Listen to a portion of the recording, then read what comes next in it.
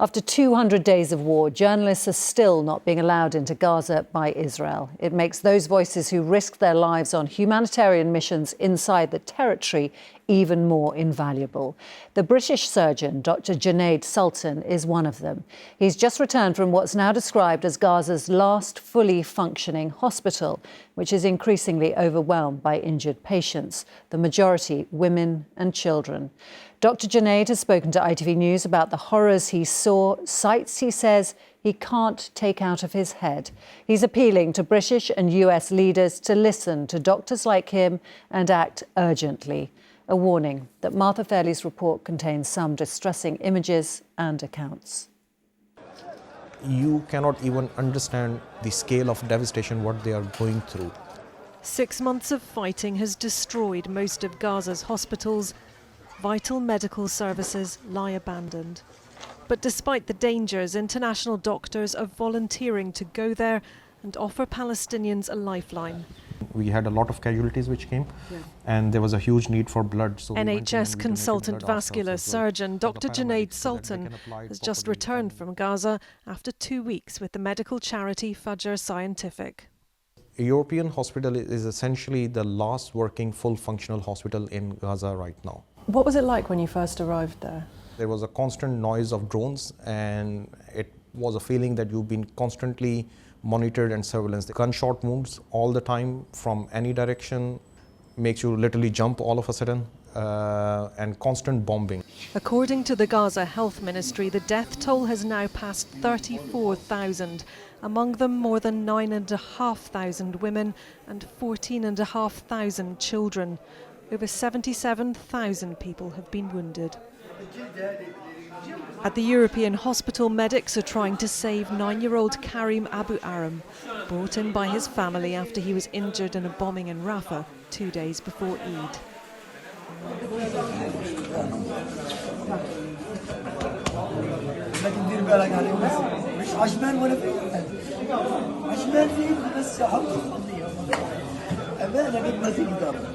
After 12 hours of surgery by the Fajr team, he's in a critical condition. His arms and legs shattered, along with his dreams of being a policeman when he grows up.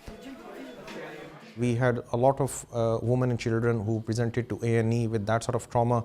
And the worst thing was the gunshot wounds. The gunshot wounds in kids, which makes absolutely no sense. This was a bullet which was in the left upper thigh of a 6-year-old child for the last few months.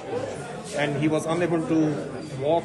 He had a lot of pain, and it's a jacket standard bullet, and we managed to retrieve it fully. We had kids with gunshot wounds to their different parts of the body, and we were just treating them on every day.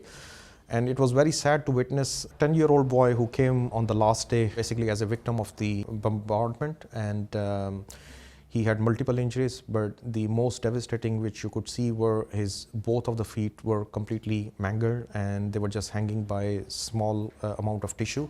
And this was a just 10-year-old boy who was screaming because of the pain. And he didn't have any painkillers because of lack of the painkiller medications. And when he arrived, we had no other solution apart to offer him the amputation to save his life, basically, because otherwise he could have bled to death. But the way when I saw those in a 10-year-old, that was, I cannot just take that out of my head. I literally cried watching him screaming and asking for help.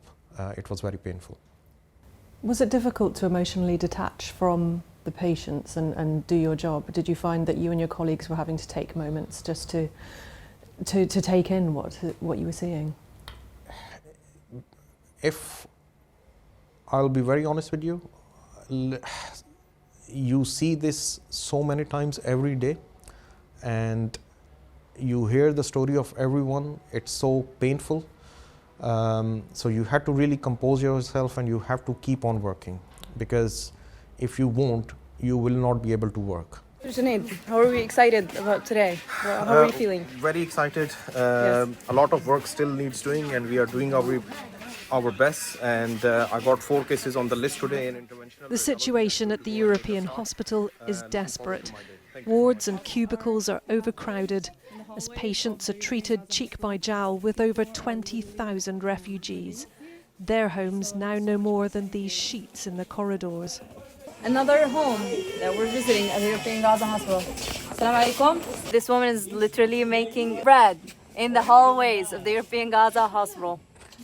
Preventing infection in these conditions is almost impossible. The medical supplies, you name it, and that thing is just short there.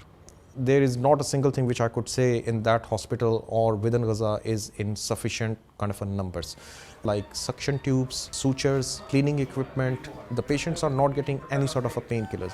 At times I operated without any scrub nurse, without any runner, without any anaesthetic. Now back in the UK, Dr. Junaid's mission is not over. He's urging world leaders to see what he has witnessed. Please, if you get the chance, send your own ambassador, let them assess the situation, because we as doctors, mission after mission are coming and we are trying to highlight the situation to you guys. We are showing you the pictures, we are showing you the stories, we are showing you the ground facts, what we have witnessed and what we have gone through. But we feel like that no one is listening to us. And act before more lives are lost. Martha Fairlie, ITV News.